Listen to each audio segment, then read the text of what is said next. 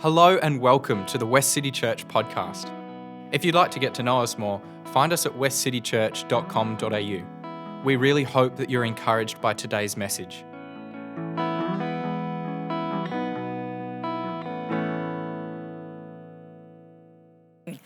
Oh, hello. You've all got to work extremely hard this morning because the last time, one of the time I had to speak, you had masks on as well. I don't know what goes on. Just when it's my turn, you all mask up. And you need to work very hard because I can tell you, you see blank faces when everyone covers their mouth. So your eyes have got to do a lot of work, okay, to communicate, give a lot of nodding, make those eyes dance. You know how you can do that? Oh, look at that. There's action happening. I do like it because it really is hard to speak to a blank-looking group of people because it looks like they don't agree.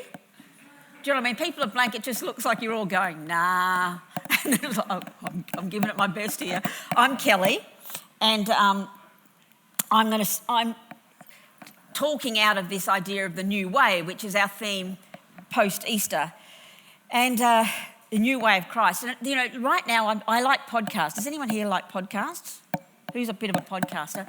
I'm listening to this great podcast. I've been listening to one called All About Sex. As in SECTSs, right? By the way, I did think, I was saying to something the other day, all about sex, and they were like, woohoo, she's very fancy.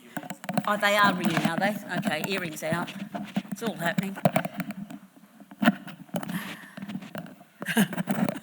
Talk amongst yourselves. Oh, Lordy. I was hoping I could get away with this bit, but maybe not. Okay, done? Okay, right. Give it another run. All about sex. That gets you back on track. So, you know, and I quite enjoy it, right? Because it kind of gives you this sense of, boy, people get caught up in things. You know, it could be based on religious or spiritual themes. It can be related on political kind of grounds. It can be based on a social action.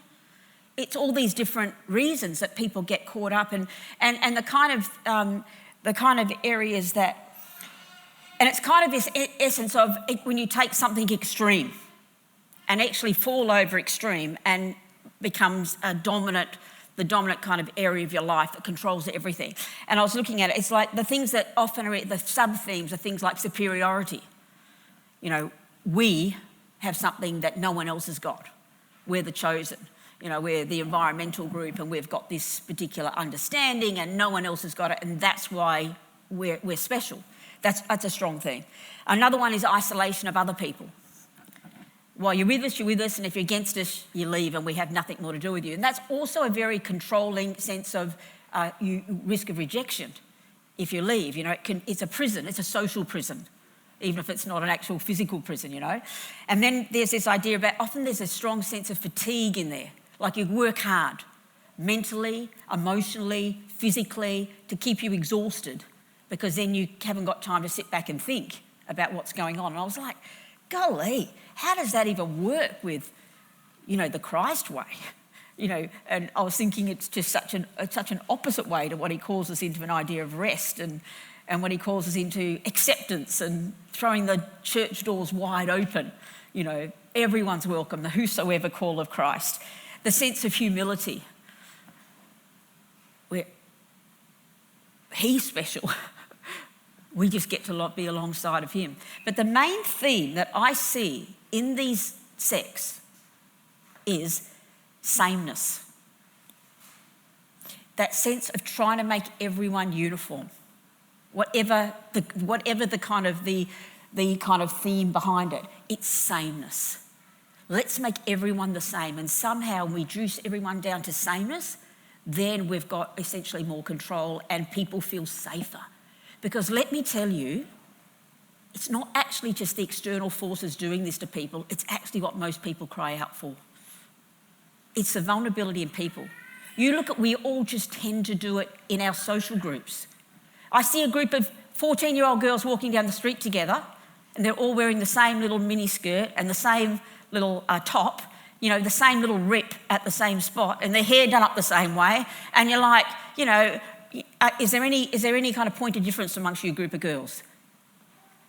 And as a sporting team, I remember my son one time being with a sporting team, and the captain of this sporting team says to the group of young men, they're all going to get a drink, for just a tap drink during half time or something, or training. And he said, we all have to run to the drink station together, in line basically, at the same speed, because the team that takes a drink together stays together or something, you know what I mean?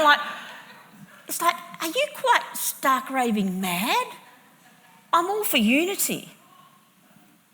But there's this essence of sameness, and often it gets reduced down to one or two voices then who express what that sameness should look like. The powerful group in whatever subgroup you're in, what subculture you're in. The groups who are the most, kind of think they're going to rebel against the whole of society with a different form of Nazism or something, all become looking exactly the same. And you're like, how does that work? I remember being in church. This was 40 years ago, and I'd become a leader in this church. And of course I was a baby then, but anyway, I was probably 20. But anyway, I was in my early 20s. And there was a guy had come into the church, and he decided to follow Christ. And he was this bikey guy. And he had on the leathers, and he had the long hair, and he looked wild and woolly, and I just loved him, I just thought, it's so great, he's a great guy. And he'd come into church, and you could always pick him out because he was like 6'5", and, had his big leathers on, and he was just this monster of a man and a monster of a personality too, just fabulous. Anyway, I'd see him each week and have a chat with him. So one day I came in, and I didn't see him, but then later on, I saw this guy in a suit with all his hair cut off and his beard cut off. And it was him. And I kind of wandered over. I said, what's happening? And he said, I just wanted to fit in. And I did all this, and I joined the greeters team because, I didn't think I was a great greeter looking like my bikey self. And you know what? I felt teary. I didn't even understand why I felt so teary. But what I felt so teary about was that is not the new way. That's not the way. And he's a beautiful guy, and he was just trying his best because he was just doing it because that's what we often do as humans. We try to fit in. But I knew that wasn't the kingdom. Jesus in the Sermon on the Mount, one of the most beautiful things about the Sermon on the Mount is it's not a whole lot of behavioural descriptions. It's the way of the kingdom. He leads it with those set of Beatitudes, It's not like prescriptive. It's actually saying, this is like nothing like the world has ever seen. Blessed are the meek.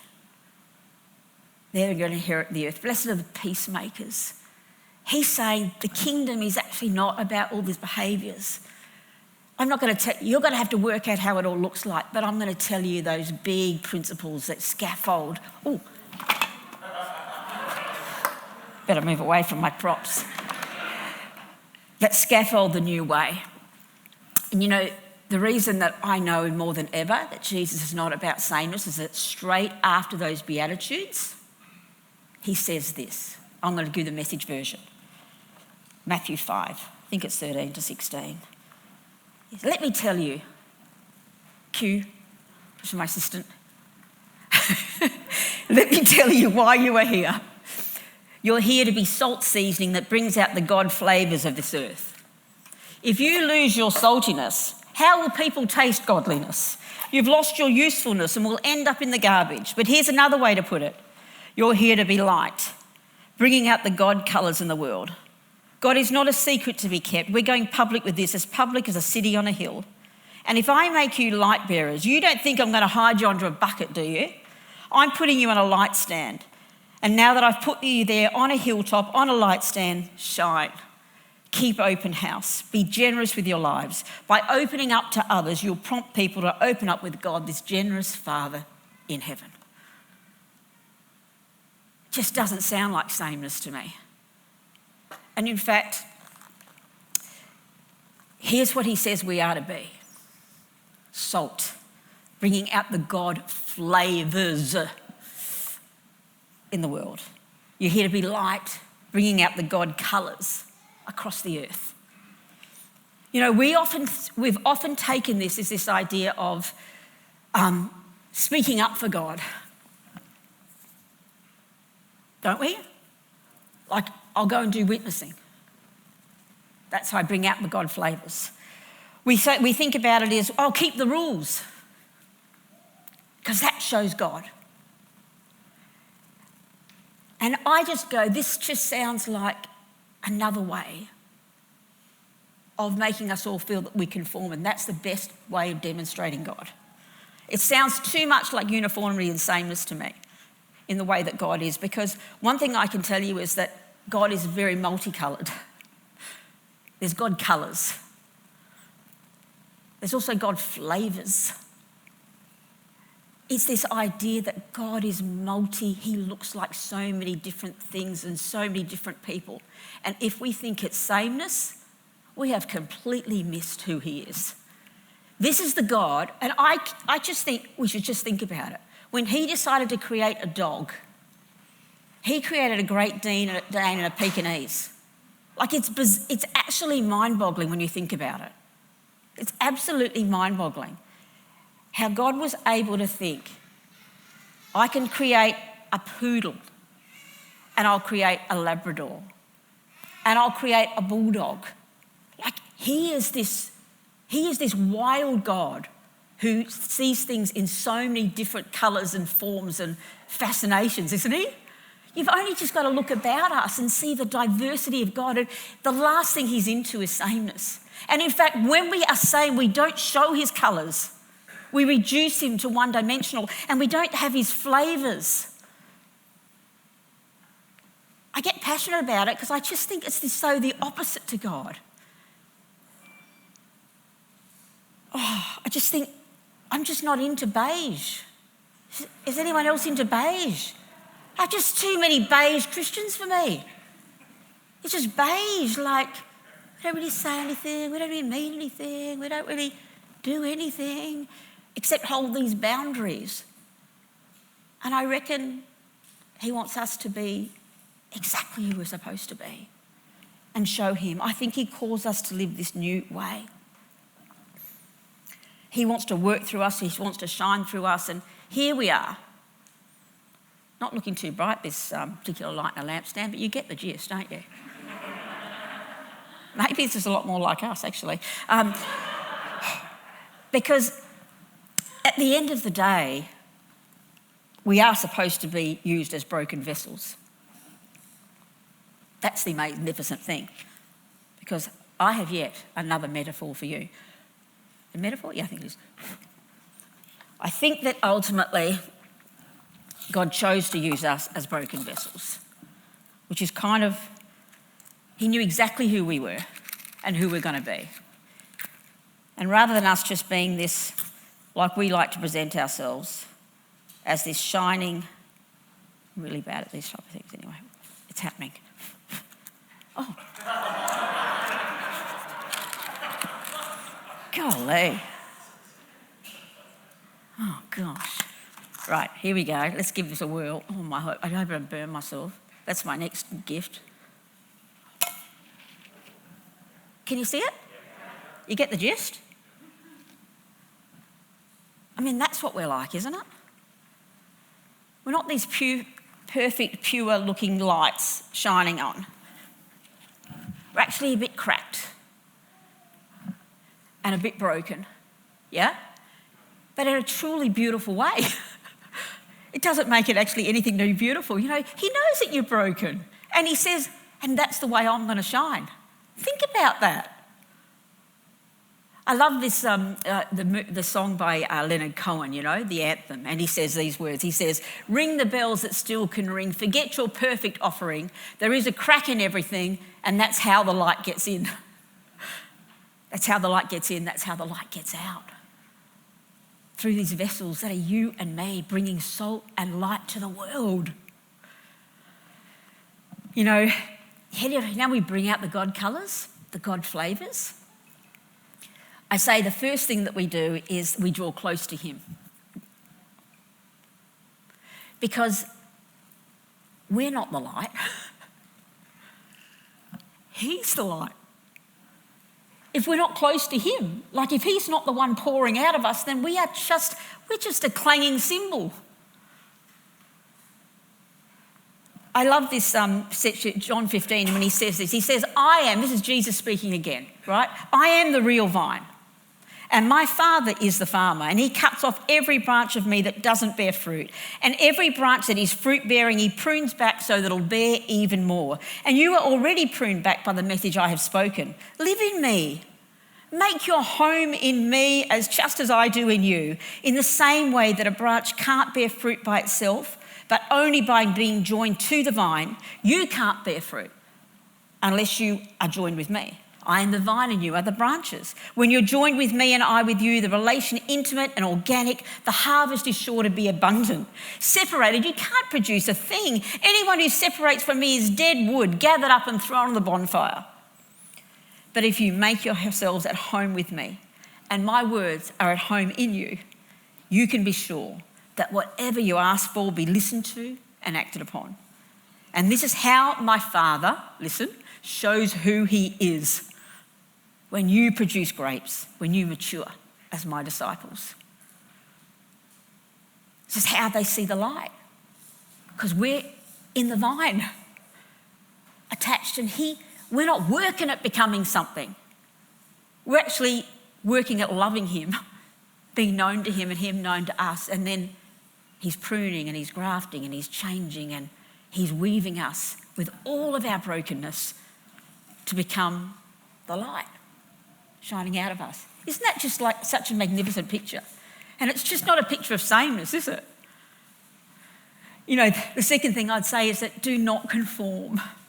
I'm a nonconformist. Is anyone else here a nonconformist? I'm just a nonconformist. I'm not in a way that I'm just like a radical. I don't think I'm a radical either. I'm not at all. My friends always say, Kelley, you really like the rules, but then you just break them all. I'm like, I'm a bit like that. I think if you're quirky, be quirky.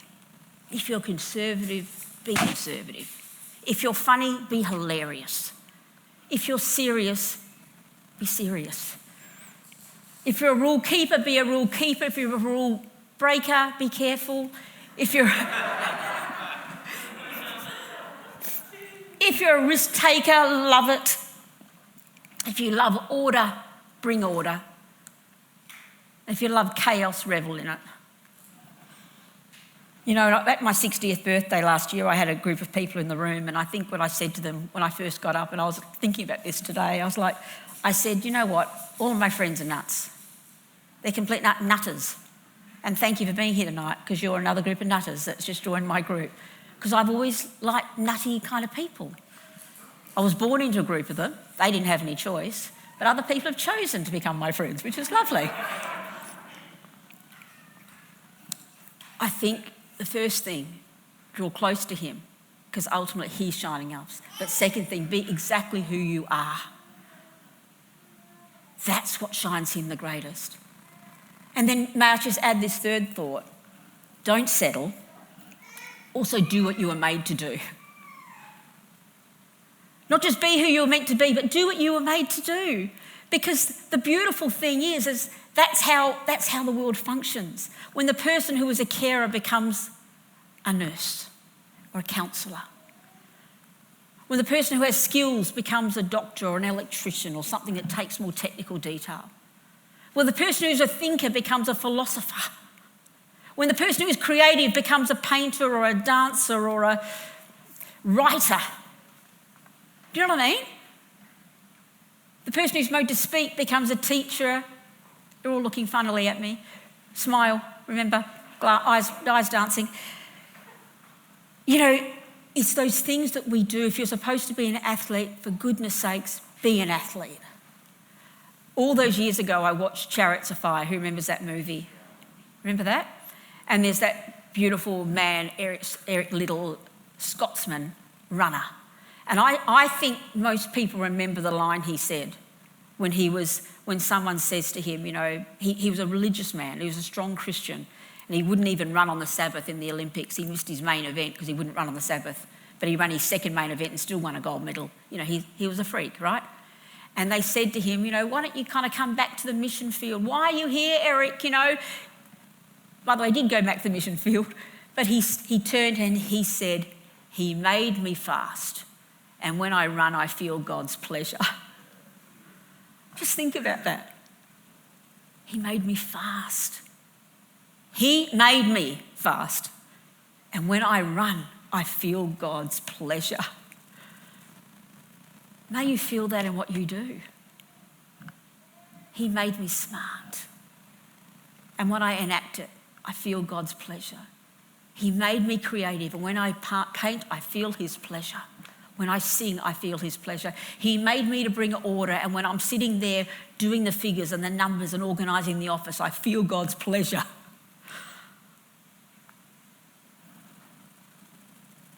Don't settle.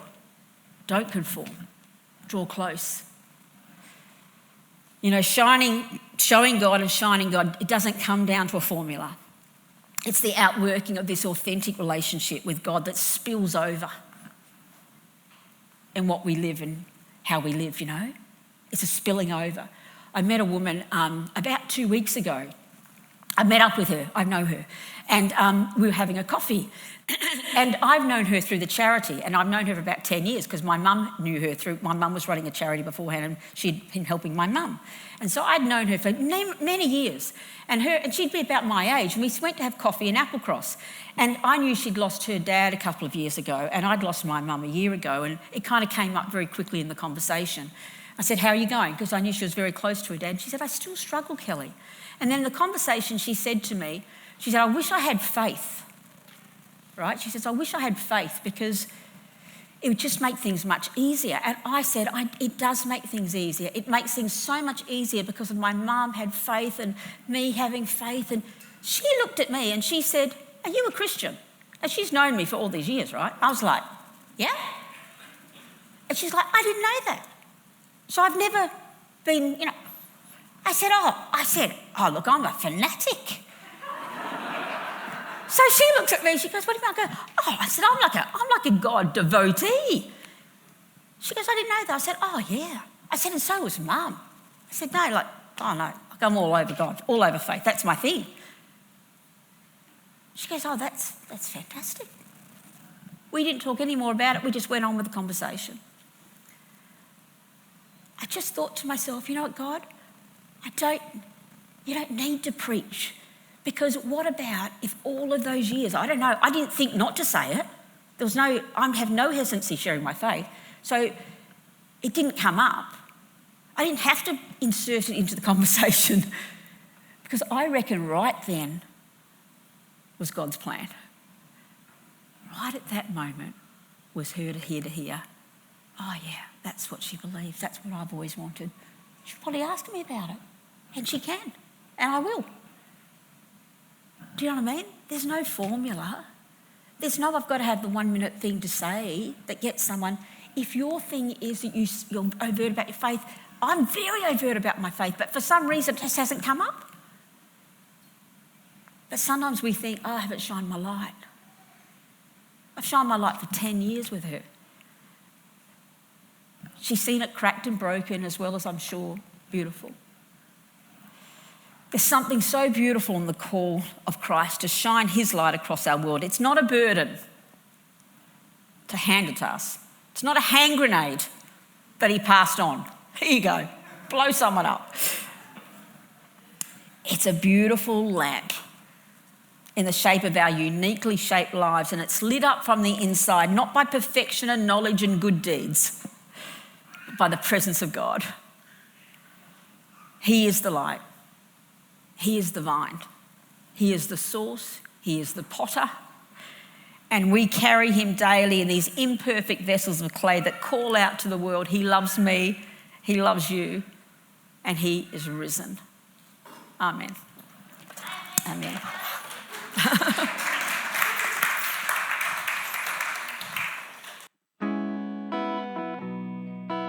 How good was that message? Thank you so much for joining us. Each week at West City, we say a benediction together. We do this because we believe that the purpose of the church is to be a caring community for the world, and that as we go and serve others, we enter into Christ's work of welcome, restoration and healing, both for us and others. We believe that in doing so, we get to see and encounter Christ. So let's say the benediction together. We come together as the church to be reminded of the go of Christ. So we will go out and feed the hungry, go out and clothe the naked, go out and fight for justice, go out and end oppression, go out and proclaim anew the old story, go out and associate with those who don't look like us, think like us, act like us, and don't even like us. And we'll do it all in the name of the one who sent us. His name is Jesus.